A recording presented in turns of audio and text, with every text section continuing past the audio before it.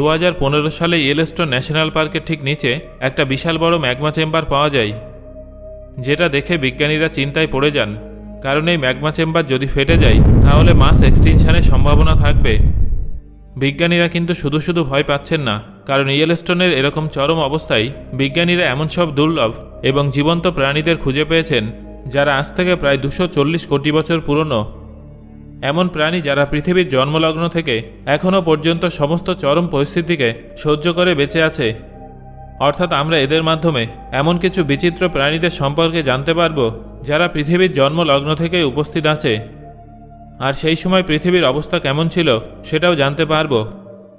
এমনকি ইয়েলোস্টোন থেকে বিজ্ঞানীরা এমন কিছু পেয়েছিলেন যার সাহায্যে বর্তমানে সম্পূর্ণ পৃথিবী করোনা থেকেও অনেকাংশে মুক্ত হতে পেরেছে। যদি আমরা সেই জিনিসটা না পেতাম তাহলে হয়তো আজও আমরা লকডাউনে বাড়িতে বসে থাকতাম। বন্ধুরা, সেই জিনিসটা কি এবং এই ন্যাশনাল পার্কটার বিশেষত্বই বা কী আছে সেটাই আপনাদের আজকের ভিডিওতে জানাবো।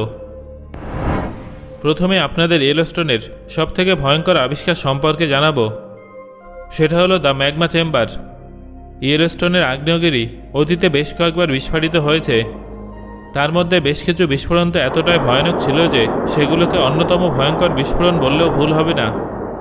এর সবথেকে বড় মাপের বিস্ফোরণ থেকে নির্গত ছাই, ধুলো, গ্যাস এবং লাভার মাত্রা এত বেশি ছিল যে সেগুলো 10টা মাউন্ট এভারেস্টের সমান বড় পর্বত তৈরি করে ফেলতে পারত। অতীতের এইসব ছবিগুলো দেখে কিছু কিছু বিজ্ঞানীরা অভিমত ব্যক্ত করেছেন যে যদি এই আগ্নেয়গিরি আজ বা কাল তার নিচে অবস্থিত সম্পূর্ণ ম্যাগমা নিয়ে ফেটে যায় তাহলে অকল্পনীয় বিস্ফোরণ হতে পারে। তারা এটা হিসাব করেছিলেন যে এই বিস্ফোরণ যে কোনো সাধারণ আগ্নেয়গিরির তুলনায় 1000 গুণ বেশি শক্তিশালী হবে। হ্যাঁ বন্ধুরা, এটা সত্যি। আর এর ফলে এত বেশি পরিমাণে আগ্নেয়গিরি থেকে ধুলো এবং ছাই বেরোবে যা সম্পূর্ণ আমেরিকাকে একটা ধুলোর চাদরে ঢেকে দেবে। স্বাভাবিকভাবেই গোটা বিশ্বে এর প্রভাব পড়বে। সবার প্রথমে তো এর থেকে বেরোনো লাভা এবং আগুনের গোলা 1609 কিলোমিটার দূর পর্যন্ত ছড়িয়ে যাবে। এছাড়াও আগ্নেয়গিরি থেকে নির্গত ধোঁয়া সূর্যকে কয়েক বছরের জন্য ঢেকে দেবে, যার ফলে তাপমাত্রা অনেকটা কমে যাবে। আর এখান থেকে সেই পরিস্থিতি শুরু হতে পারে যার ফলে একসময় ডাইনোসরের বিলুপ্তি ঘটেছিল। সূর্যের আলো না থাকলে ফসল ফলবে না এবং গাছও বাঁচবে না। গাছ না থাকলে গোটা ফুড চেইন নষ্ট হয়ে যাবে, যার ফলে গোটা পৃথিবীতে খাদ্য সংকট দেখা দেবে। ফলে প্রাণী এমনকি মানুষও বিলুপ্ত হয়ে যেতে পারে। আর সেই জন্যই এই আগ্নেয়গিরির অগ্নুৎপাতের কারণে মাস এক্সটিনশনের সম্ভাবনা থাকবে। বন্ধুরা, ইয়েলোস্টোন ন্যাশনাল পার্কের সম্পর্কে এইসব কথা শোনার পর আপনারাও নিশ্চয়ই ভয় পাচ্ছেন কি, তাই তো? কিন্তু এই ন্যাশনাল পার্কে অগ্নুৎপাত ছাড়াও আরও এমন অনেক বিষয় আছে যার জন্য ধ্বংসাত্মক পরিস্থিতি তৈরি হতে পারে। আপনারা কি বুঝতে পারছেন সেটা কি? সেটা হলো ভূমিকম্প। ইয়েলোস্টোন ন্যাশনাল পার্কে একবার বা দুবার নয়, বরং প্রতিদিন গড়ে 5 বার করে ভূমিকম্প হয়, তাও আবার ক্রমাগত একটার পর একটা। এটা তো আপনারাও নিশ্চয়ই জানেন যে আগ্নেয়গিরির অগ্নুৎপাতের পেছনে ভূমিকম্প অন্যতম একটা কারণ। তাহলে কি এই ভূমিকম্পের কারণেই এইসব আগ্নেয়গিরির অগ্নুৎপাতের সম্ভাবনা অনেক বেড়ে যায়? হ্যাঁ বন্ধুরা, এটা কিন্তু অনেক দিক থেকেই সম্ভব। টেকটনিক প্লেটের মুভমেন্টের কারণে তাদের সীমানায় ভূমিকম্প সৃষ্টি হয়, আর এই ভূমিকম্পের কারণেই পরবর্তী সময়ে আগ্নেয়গিরির অগ্নুৎপাত দেখা যায়। কিন্তু ইয়েলোস্টোনের নিচে টেকটনিক প্লেটের কোনো বর্ডার নেই। এমনকি এখানে যে ভূমিকম্প হয় সেটা 2 ম্যাগনিটিউড বা তার থেকেও কম হয়। প্র্যাকটিক্যালি দেখতে গেলে এই ভূমিকম্প সিসমোগ্রাফ ছাড়া কারোর পক্ষেই টের পাওয়া সম্ভব নয়, কারণ এই ভূমিকম্প ম্যাগমা চেম্বারের থার্মাল প্রেশারের কারণে উৎপন্ন হয়। অর্থাৎ এখানে বিষয়টা কিছুটা উল্টো। এখানে ভূমিকম্পের কারণে আগ্নেয়গিরি হয় না, বরং আগ্নেয়গিরির কারণে ভূমিকম্প হয়, যা ম্যাগমা চেম্বার থেকে নির্গত হিট এবং থার্মাল প্রেশারকে নিয়ন্ত্রণে রাখে। অর্থাৎ যদি এখানে ভূমিকম্প না হয় তাহলে মাটির নিচে প্রেশার বাড়তে থাকবে, আর একদিন অতিরিক্ত প্রেশার তৈরি হওয়ার কারণে যে কোনো সময় পায়ের নিচের মাটি ফেটে যেতে পারে। কিন্তু তারপরে অনেকের ধারণা যে ভূমিকম্পের কারণেই আগ্নেয়গিরির অগ্নুৎপাত হবে, যদিও এটা বিজ্ঞানসম্মত দৃষ্টিকোণ থেকে সঠিক নয়। আর এটাও সত্যি যে যেটাকে আমরা ইয়েলোস্টোন সুপার ভলকানো বলছি, যেটা মাস এক্সটিনশন করতে পারে, সেটা আসলে সুপার ভলকানোই নয়। কারণ এর নিচে খুঁজে পাওয়া ম্যাগমা চেম্বারে মাত্র 5 to 15% লিকুইড ম্যাগমা পাওয়া গেছে, আর বাকি সব কঠিন পাথর। গরম কিন্তু কঠিন। আসলে সুপার ভলকানো কোনো বিজ্ঞানসম্মত টার্মই নয়, বরং বিবিসির একটা ডকুমেন্টারিতে ব্যবহার করা শব্দ, যা তারপর থেকে বাকি সব মিডিয়া কোম্পানিগুলো না বুঝে শুনেই ব্যবহার করতে শুরু করে দেয়। আর তারপর থেকেই মানুষের মনে ভয় জন্মায় যে এই সুপার ভলকানোতে সুপার এক্সটিনশন হতে পারে। এবার বাস্তব তো এটাই যে ইয়েলোস্টোন অন্যান্য আগ্নেয়গিরির তুলনায় সামান্য বড়, যা ভয়ঙ্কর ভলকানোর তালিকায় 21 নম্বরে আসে। এর বিস্ফোরণের সম্ভাবনা মাত্র 0.00014%, অর্থাৎ পৃথিবীতে অ্যাস্ট্রয়েড পড়ে মাস এক্সটিনশন হওয়ার সম্ভাবনা এর থেকে অনেক বেশি। এবার প্রশ্ন হলো যে এত কম সম্ভাবনা সত্ত্বেও আমরা ভয় পাচ্ছি কেন? স্বাভাবিকভাবেই এটা একটা নেতিবাচক বিষয়। যদি এমন ঘটে তাহলে ধ্বংস নিশ্চিত। তবে হ্যাঁ, যদি এর ম্যাগমা চেম্বার এখন 100% লিকুইড ম্যাগমা দিয়ে ভর্তি হয়ে যেত এবং ইয়েলোস্টোন টেকটনিক প্লেটের প্রান্তে থাকত, তাহলে এর মাস এক্সটিনশনের ক্ষমতা অনেক বেড়ে যেত। তবে মাস এক্সটিনশন হোক বা না হোক, ইয়েলোস্টোন ন্যাশনাল পার্কে এমন আরও অনেক কিছু আছে যা আমাদের মৃত্যুর মুখোমুখি দাঁড় করাতে পারে। যেমন সেখানে আবিষ্কার হওয়া হট স্প্রিং এবং গিজার, যা ম্যাগমা চেম্বার থেকে নির্গত তাপের কারণে পার্কের অনেক জায়গায় তৈরি হয়েছে। এবার স্বাভাবিকভাবেই যদি স্প্রিংয়ের জল ম্যাগমার অনেক কাছ থেকে আসে, তাহলে আপনারা নিশ্চয়ই অনুমান করতে পারছেন যে তার তাপমাত্রা কতটা বেশি হবে।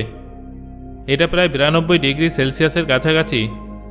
সাধারণত 60 ডিগ্রি সেলসিয়াস ফুটন্ত জলে মানুষের ত্বক পুড়ে যায়, তাই পরবর্তীতে কী হতে চলেছে সেটা আপনারা নিশ্চয়ই অনুমান করতে পারছেন। পৃথিবীর সমস্ত স্প্রিংয়ের জলে মানুষ বা অন্য প্রাণীরা স্নান করতে পারে, কিন্তু ইয়েলোস্টোনের কয়েকটা স্প্রিংয়ের জল এতটাই অ্যাসিডিক হয় যে যদি সেই জলে কোনো লোহার টুকরো পড়ে যায় তাহলে সেটা সেখানেই গলে শেষ হয়ে যাবে। এটা এই জন্য হয় কারণ এই স্প্রিংয়ে আসা জলের সাথে আগ্নেয়গিরি থেকে নির্গত সালফিউরিক গ্যাস মিশে যায়, যা অক্সিডাইজ হয়ে সালফিউরিক অ্যাসিডে পরিণত হয় আর জলকে সম্পূর্ণ অ্যাসিডিক করে তোলে। এমনকি এই অ্যাসিডিক স্প্রিংয়ে পড়ে গিয়ে অনেক মানুষ মারাও গেছে। 2016 সালে 23 বছর বয়সী একটা ছেলে তার বোনের সাথে নরিস গিজার বেসিনের একদম সামনে চলে গিয়েছিল, আর যখনই সে জল কতটা গরম এটা দেখার জন্য নিচু হয়, সে পিছলে তার ভিতরে পড়ে যায়। যতক্ষণে তার বোন তাকে বাঁচানোর জন্য সাহায্যকারীদের নিয়ে আসে, ততক্ষণে তার সম্পূর্ণ পোশাক, শরীর, এমনকি হাড়ও গলে গিয়ে শেষ হয়ে গিয়েছিল। এবার হট স্প্রিং ছাড়াও গিজার, যেটা সম্পর্কে আপনাদের কিছুক্ষণ আগেই জানালাম, সেটা হলো মাটির নিচ থেকে বেরোনো জলের ঝর্ণা। তবে এটা খুব বেশি উত্তপ্ত হয় যখন মাটির নিচে থাকা জল মাটির ফাটলের মধ্যে দিয়ে ম্যাগমা চেম্বারের কাছে পৌঁছায়।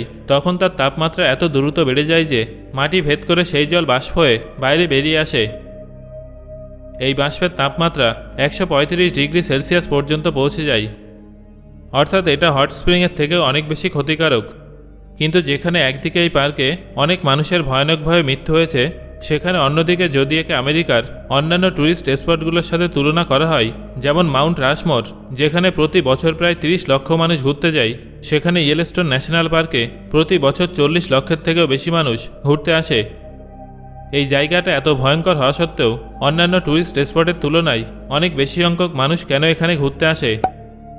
এর কারণ হলো ভয়ঙ্কর ভূতাত্ত্বিক অসঙ্গতিতে ভরা এই পার্কে মানুষ সৌন্দর্য এবং অ্যাডভেঞ্চার খুঁজে পায়, ঠিক 𝐘𝐨𝐮𝐬𝐿 মতো, যিনি 26 বছর পর্যন্ত এই পার্কের রিসার্চ জিওলজিস্ট এবং গিজার এক্সপার্ট ছিলেন। এই পার্কে তার সবথেকে পছন্দের জিনিসটা ছিল ওল্ড ফেইথফুল গিজার। এর কারণ হলো এখানে প্রতি 60 থেকে 64 মিনিট অন্তর অন্তর গরম জলসহ বাষ্প বেরিয়ে আসে। তিনি এই পার্কের সমস্ত গিজারকে এত ভালোভাবে চেনেন যে কোন গিজার কখন ফাটবে সেটা তিনি দেখেই বলে ফেলেন। এমনকি তিনি তার পর্যবেক্ষণ শক্তির মাধ্যমে এটা জানিয়েছেন যে ওল্ড ফেইথফুল এখন আর এতটা ফেইথফুল নেই, কারণ সেটার বিস্ফোরণ হওয়ার ইন্টারভ্যাল ক্রমশই বেড়ে চলেছে। যেটা আগে 60 থেকে 64 মিনিটে বিস্ফোরিত হতো, সেটা এখন 94 মিনিটে বিস্ফোরিত হয়। এর পেছনে অবশ্য দুটো কারণ আছে। প্রথমত ওয়াটার ইভাপোরেশন এবং দ্বিতীয়ত কুলিং অফ ম্যাগমা চেম্বার, অর্থাৎ ইয়েলোস্টোনের নিচে উপস্থিত ম্যাগমা চেম্বারকে হিট সাপ্লাই করে পৃথিবীর উত্তপ্ত গুরুমণ্ডল। কিন্তু পৃথিবীর টেকটনিক মুভমেন্টের কারণে সেই চেম্বার ক্রমশ দূরে সরে যাচ্ছে। তাই এটা যদি এইভাবেই চলতে থাকে তাহলে একদিন সম্পূর্ণ ম্যাগমা চেম্বার ঠান্ডা হয়ে কঠিন হয়ে যাবে আর সমস্ত গিজার বন্ধ হয়ে যাবে। তবে এটা হতে কয়েক কোটি বছর সময় লেগে যাবে। তাই এখন এই গরম জলের ফোয়ারা থামবে বলে মনে হয় না। বন্ধুরা, এই গিজার ছাড়াও ইয়েলোস্টোনের হট স্প্রিংয়ের আরেকটা অদ্ভুত বিশেষত্ব আছে, সেটা হলো এর দুর্দান্ত কালার প্যাটার্ন। যখন বিজ্ঞানীরা এই কালার প্যাটার্নের উপর গবেষণা করেন, সেই রিসার্চে এটা জানা যায় যে তারা এখানে 240 কোটি বছর পুরনো থার্মোফিলিক এবং অ্যাসিডোফিলিক অণুজীব পেয়েছেন, যা ঝলসানো গরম এবং অ্যাসিডিক পরিবেশে অতি সহজেই বিস্তার লাভ করছে। এই অণুজীবগুলো হট স্প্রিংকে তাদের সুন্দর রং প্রদান করে। আর এই সব অণুজীব সম্পর্কে সম্প্রতি মাইক্রোবায়োলজিস্ট থমাস ব্রুক এবং তার স্টুডেন্টরা মিলে এমন একটা জিনিস আবিষ্কার করেন যা মেডিকেল সায়েন্সের জগৎকে বদলে ফেলেছে। তারা ইয়েলোস্টোন মাশরুম স্প্রিং নামে একটা হট স্প্রিং থেকে এমন একটা তাপ প্রতিরোধী জীব পেয়েছেন যারা 160 ডিগ্রি সেলসিয়াস তাপমাত্রার মতো অতিরিক্ত তাপমাত্রাকেও সহ্য করতে পারে। বিজ্ঞানীরা নাম দিয়েছেন থার্মাস অ্যাকুয়াটিকাস। এই এনজাইমের কোনো প্রপার্টি ব্যবহার করে বায়োকেমিস্ট 𝐘𝐨𝐮𝐫𝐬𝐿 ডিএনএকে ডুপ্লিকেট করার একটা প্রসেস উদ্ভাবন করেছেন, যেটাকে তিনি পলিমারেজ চেন রিয়াকশন বলেছেন। থমাস ব্রুকের উদ্ধার করা এই এনজাইম এই প্রসেসে একটা গুরুত্বপূর্ণ ভূমিকা পালন করে, যার সাহায্যে আমরা জেনেটিক ম্যাটেরিয়ালকে আরও ভালোভাবে পরীক্ষা এবং স্টাডি করতে পারি। সম্প্রতি এই প্রসেসটা ব্যবহার করে চিকিৎসকরা আমাদেরকে কোভিড-19-এর সঠিক টেস্ট রেজাল্ট দিয়েছেন, যার সাহায্যে আজ আমরা কোভিড-19কে অনেকাংশে নির্মূল করতে পেরেছি। সো বন্ধুরা, আমি আশা করছি আপনারা আজকে একটা নতুন টপিক সম্পর্কে জানলেন, আর এই বিষয়টা নিশ্চয়ই আপনার ভালো লেগেছে। এবার আমাকে কমেন্ট করে জানান, ভবিষ্যতে আপনি সুযোগ পেলে এই ইয়েলোস্টোন ন্যাশনাল পার্কে একবার কি আপনি ঘুরতে যাবেন? আর ভিডিওটা ভালো লাগলে একটা লাইক করুন এবং বন্ধুদের সাথে শেয়ার করুন।